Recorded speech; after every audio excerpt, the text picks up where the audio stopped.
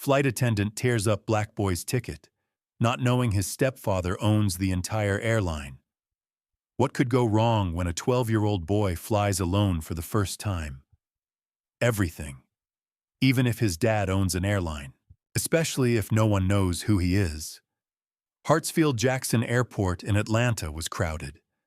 The hum of voices, the mechanical boarding announcement, and the smell of coffee and almond muffins created a noisy but predictable backdrop. People were rushing, looking at their phones, lugging suitcases. It was easy to get lost in the stream of adults preoccupied with themselves, especially if you were 12, carrying a backpack more than half your height, and flying alone.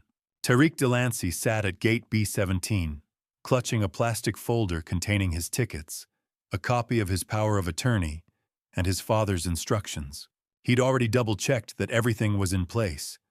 Boarding pass, ID, contact numbers, a piece of paper with the camp logo. He'd double-checked the board. Flight 147 to Seattle. Boarding in 18 minutes.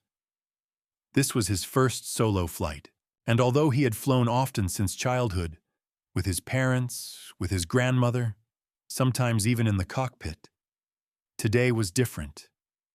Without anyone to accompany him. Without his dad's, "I'm at the exit, don't worry." All by himself.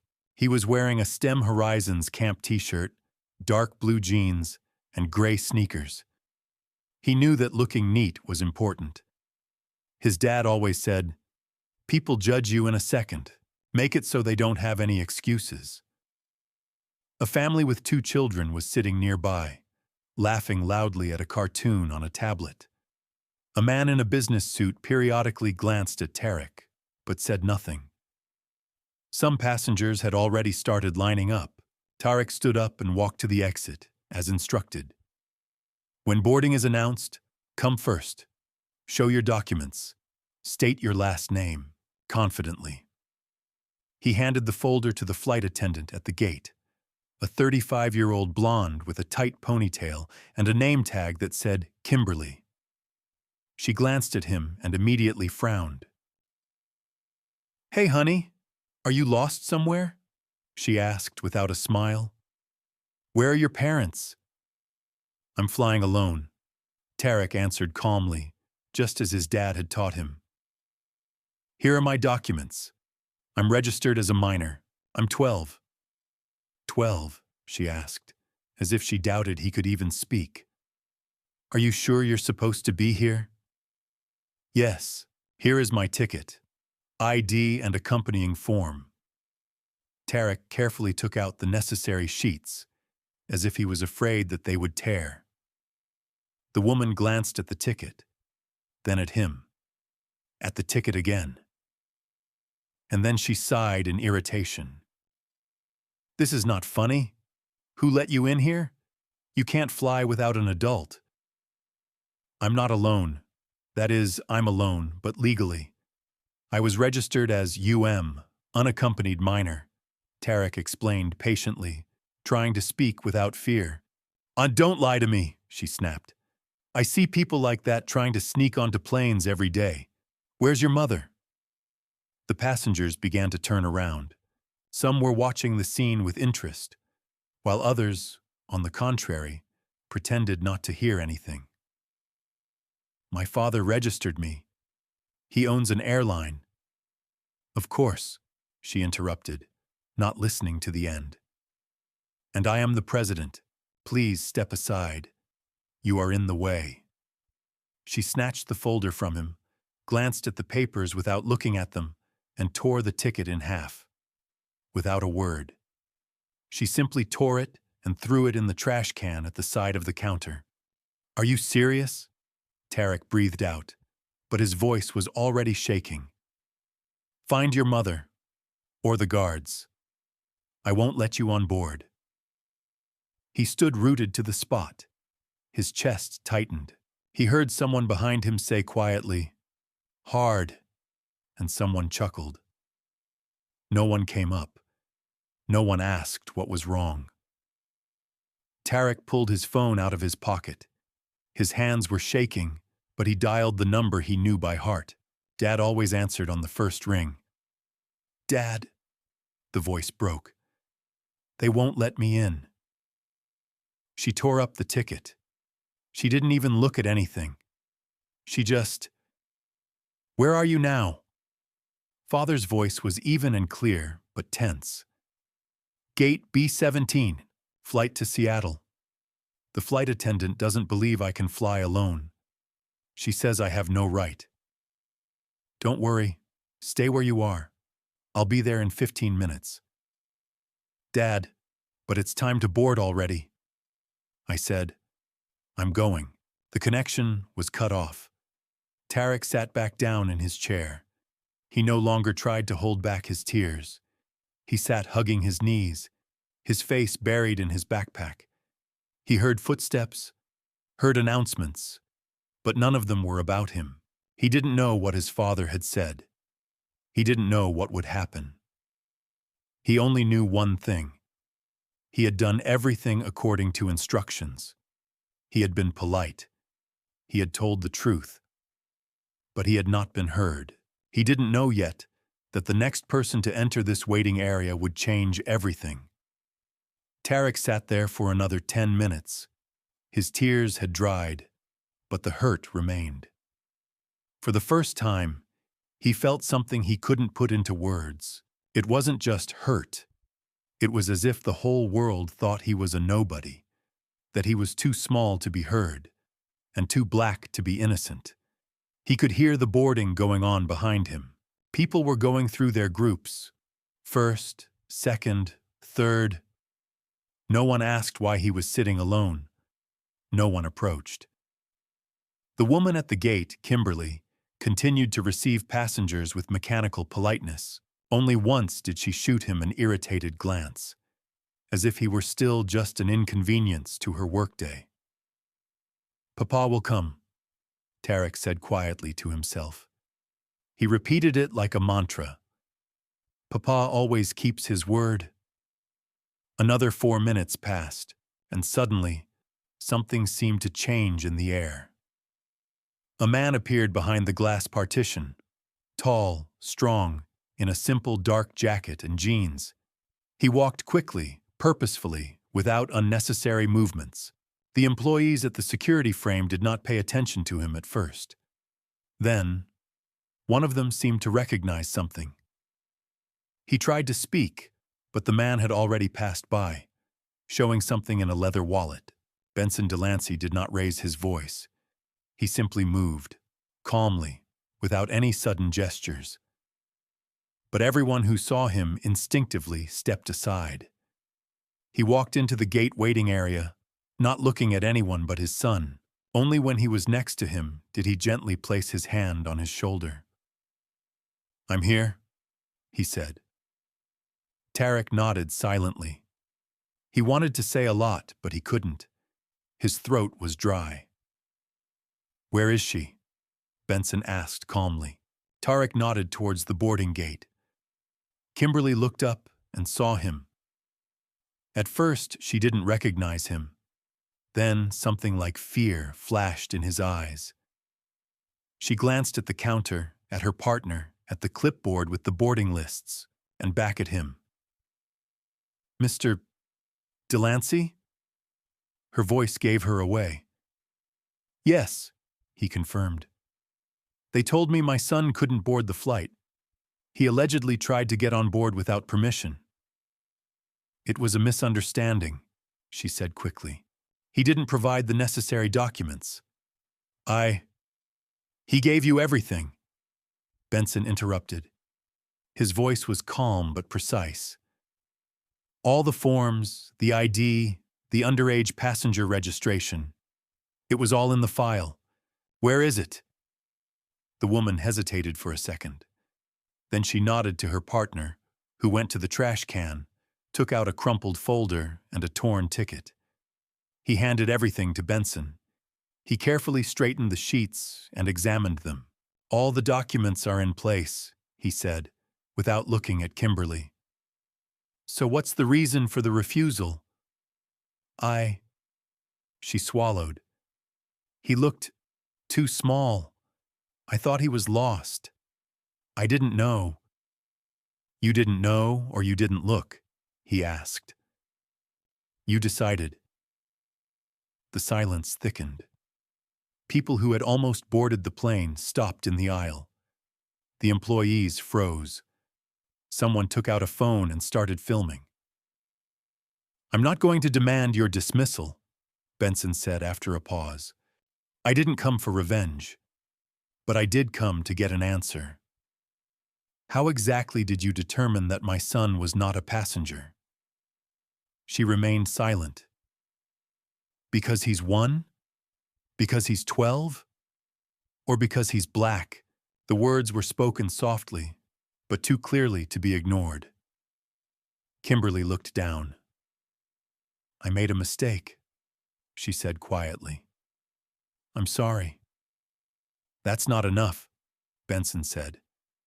My son has just been shown that his vote doesn't matter, that his credentials don't count, that he's different. That's not a mistake. That's the system. An airport service representative, a man in a jacket with an operations supervisor badge, approached him. Mr. Delancey, we, on behalf of the company, apologize. I don't want your apology, Benson interrupted. I want your plan. What will you do to make sure that next time a child isn't stopped because of the color of his skin or his age? We can discuss. No, we can't. You'll retrain your staff. You'll implement protocols for handling passengers. You'll review your internal bias policy. In the meantime, my son will board this flight. A new ticket will be ready in 2 minutes. Of course. Of course. He turned to Tariq, sat down next to him, and took his hand. You did everything right, he said. Absolutely right. But she didn't even listen to me, said Tariq. I spoke calmly. I showed everything. I know, son, and I'm proud of you, but there are some things you don't have to tolerate. Ever. Even if you're 12. The new ticket was ready in 2 minutes. The steward who replaced Kimberly politely offered to escort Tariq to his seat. I can handle it, said Tariq. I'm not scared anymore. He turned to look at his father at the aisle. Dad, you didn't specifically say that you were the owner, did you? Because you don't have to prove your worth with your last name, Benson replied. You're already worthy, just because you're a man. Tariq nodded and went. To board. To the plane. Alone, but not broken. After Tariq disappeared behind the curtain of the air stairs, a tense silence fell over the waiting area for a moment. People tried not to make eye contact. Some looked away. Some pretended to be engrossed in their phones again. Only Kimberly stood there, arms down, motionless. Benson Delancey stood where he was. He was in no hurry to leave. He looked at Kimberly calmly, and that calmness was more frightening than any scream. Do you know how many cases like this happen a year? He asked finally. Detained without cause, not released, checked just in case. And how many of them are black children? Kimberly didn't answer. Her face was pale.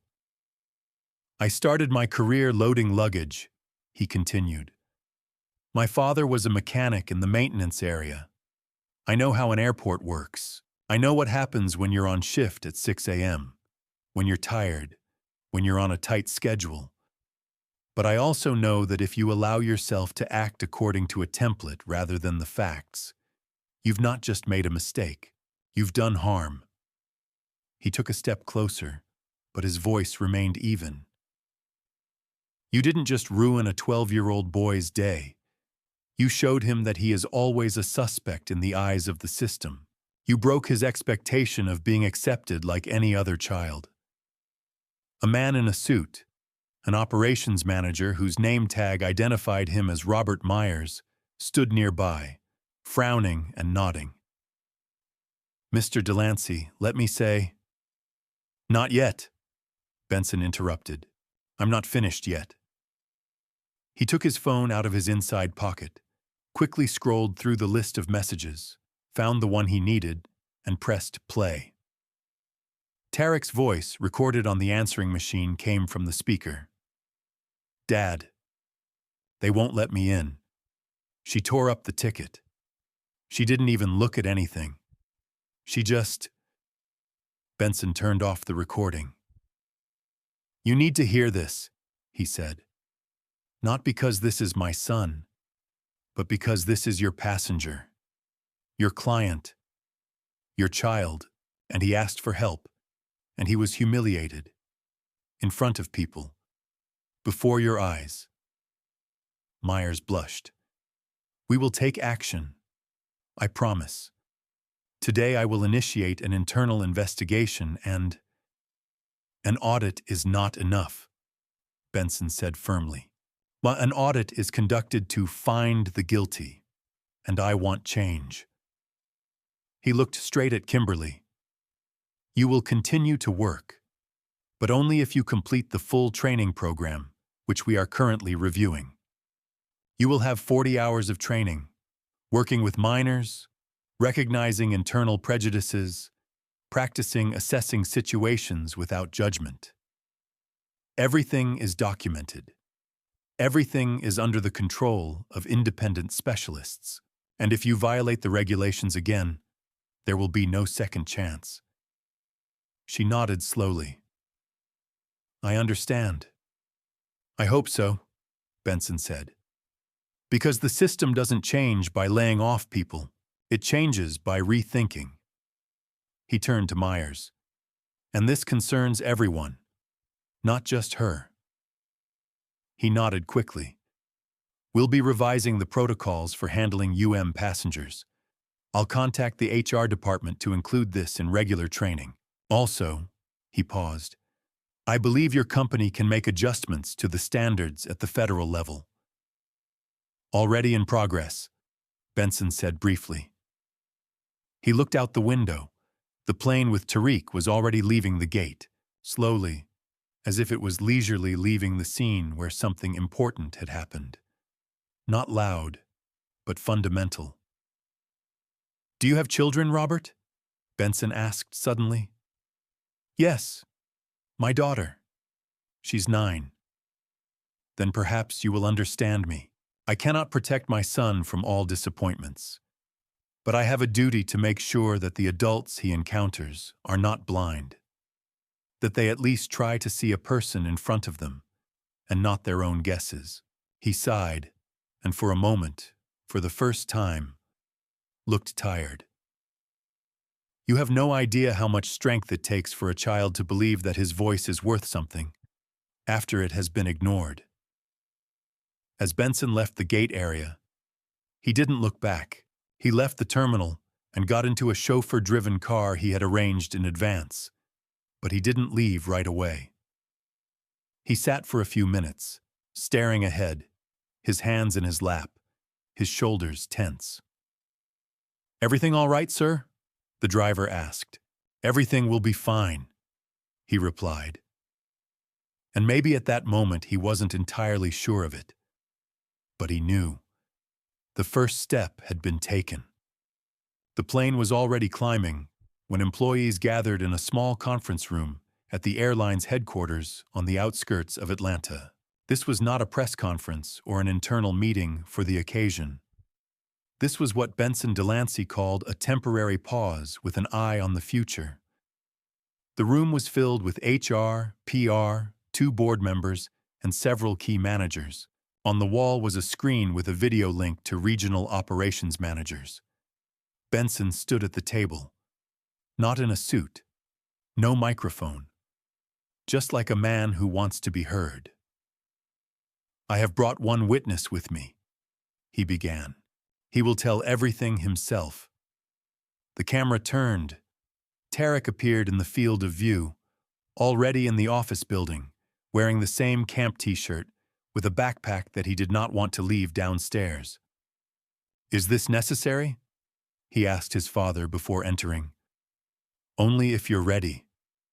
This is not an order. This is an opportunity. Tarek nodded, and now, sitting across from the adults, he felt not so much excitement as a strange responsibility, as if he was speaking not only for himself, but for someone else, someone he didn't even know, but who could be in his place. "My name is Tariq Delancey. I'm 12 years old," he began. "I was flying alone to a science camp in Seattle. It was my first solo flight." He paused and looked around. "I knew I had to be calm. I had my documents, my folder, everything I needed. I even rehearsed what I would say, but when I got to the gate, the woman, the flight attendant, didn't even look at the papers. She said I couldn't fly. She asked where my mother was. Then she just tore up my ticket." The room went quiet. One of the employees closed his laptop, stopping pretending to read his email. I tried to explain. I said I was registered as UM, but it was like she didn't hear. I felt invisible, or like I'd done something bad, even though I hadn't. I just wanted to get on the plane. He didn't cry. He didn't raise his voice. His speech was short, but every word cut into the silence of the room. They told me I didn't look like a passenger, that I couldn't fly alone. But if I'd been a white boy, with glasses, in a suit, maybe she'd have looked at the papers. Maybe she'd have believed me. He fell silent. "Thank you," Benson said quietly, turning to the room. "That's all you needed to hear. Not the reports, not the statistics, but the voice of a child you didn't hear then, the voice that adults took away from him." The HR manager, a woman named Joan, clenched her pen in her fingers. "It shouldn't have happened," she said. We didn't train people to handle UM in such detail. We relied on common sense. But now I see that it wasn't enough." "Common sense is a subjective concept," Benson responded. "Some people think a child without parents is a problem. Some people think a black child is a suspicion. That's not a mistake. That's a systemic failure." On the screen, the connected regional manager from Texas nodded. "We had similar incidents. They just weren't made public." "It had to be," said one of the directors. "We all knew something like this could come to light, but we waited." "We're not waiting any longer," Benson said firmly. "I don't want to fire. I want to train, but with commitment, with a clear plan." He turned to the board and turned on a slide titled, "Resetting Trust, the Underage Traveler Program." Below it are 3 points. 1. Mandatory training for all personnel with access to UM, flight attendants, security, gate operators. 2. Guide 12 steps of communication with a minor passenger, language, tone, algorithm. 3. Evaluation of bias incidents, recorded, analyzed, influences career track.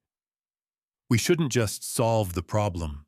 We should acknowledge that it exists," he added. "Only then will the child who comes to the gate feel safe. Not special, not different, but normal." Later, already in the car on the way home, Tariq asked, "Do you think this will change anything?" Benson did not answer immediately. "It has already changed," he said. "You spoke and they listened. It rarely happens. But when it does, the world shifts. I was scared. Me too. But you did better than many adults." Tarek fell silent. Then he asked, "And if you hadn't come, they wouldn't have let me in?" "Maybe," Benson said. "But someday you'll be able to cope without me, because now you know that your voice matters." He put his hand on his son's shoulder. And now we are not the only ones who know this. The next day, Tariq woke up in a hotel outside Seattle. The room was quiet, smelled of fresh linen, and the sun was streaming through the blinds. He opened his eyes and looked at his watch. It was 7:43 a.m. He was supposed to be taken to camp at 9. He sat up in bed and looked around. On the bedside table was the same folder: documents, a printed itinerary, a pen with the airline logo, and a new boarding pass on which was written in handwriting, "Tarek Delancey is independent, but not alone." The note was from my father, unsigned, but that wasn't necessary. At the camp, coordinators met him, checked his documents, and 20 minutes later he was already standing at a lecture on programmable robots, along with other participants. No one knew what he had experienced the day before. He was not going to talk about it. And not because he was ashamed. He just wanted to be seen here not as that boy from the news, but as just Tariq.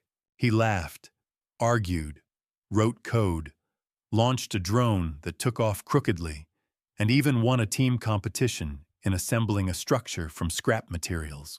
Only in the evening, sitting on a bench near the building, he took a diary out of his backpack and wrote, "Today, no one doubted that I was here by right." And this feeling is like a whole world that opens up when people simply believe in you. Meanwhile, Atlanta, Chicago, Los Angeles, and 8 other major airports were launching a pilot program to retrain staff based on the Delancey case. It was not widely publicized, but everyone in the industry knew about it. What started with one torn-up ticket had become a system. Kimberly, the flight attendant, returned to work 6 weeks later. She took the full course, participated in discussions, and even spoke at an internal seminar once, not as a victim of a witch hunt, but as someone who recognized her mistake and decided to change. She was not applauded, but no one judged her either. Because learning means admitting that it could have been different, and Benson Delancey, returning to his usual schedule, declined 3 interview requests and 2 offers to make a documentary. He said, "This story is not about me. It is about what we did with the system, and what we almost did not do before." His public statement consisted of just 2 paragraphs. Every child who passes through an airport should feel that they are worthy of attention, not suspicion. We will not change the world in one flight, but we can change how the world begins for those who are just taking their first steps into it. And that is our responsibility. 2 weeks after returning from camp, Tariq found himself at an airport again, this time in Denver, where a STEM Horizons exhibit was to take place. He was flying there alone, and this time, without anxiety. He passed through security and approached the boarding gate. A new gate worker, a young guy in his 20s, saw him, looked at the folder, then smiled. "Hello, Tarek. We are waiting for you on board. Everything is fine. I have already seen your name on the UM list." "Thank you."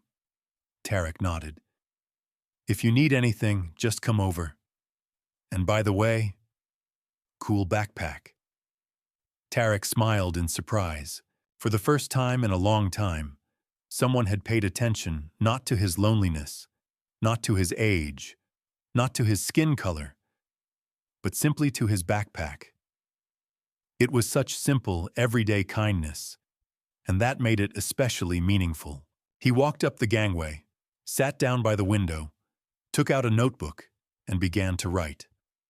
Under the heading "Notes on People," he wrote, "The gate agent knew my name. He smiled. He asked if I needed someone with me. He didn't check my eyes. He didn't look for a catch. He just accepted me. That's normal. And that's what we're fighting for." He looked out the window. The plane was slowly pulling away from the terminal. It was still the same. Big white blue stripes on the body, the engine humming, the luggage already inside. But now everything was different. He knew that even if no one saw him, he was still there. Even if he had to explain again, his voice had already been heard once, and it had been heard. And no one can erase this.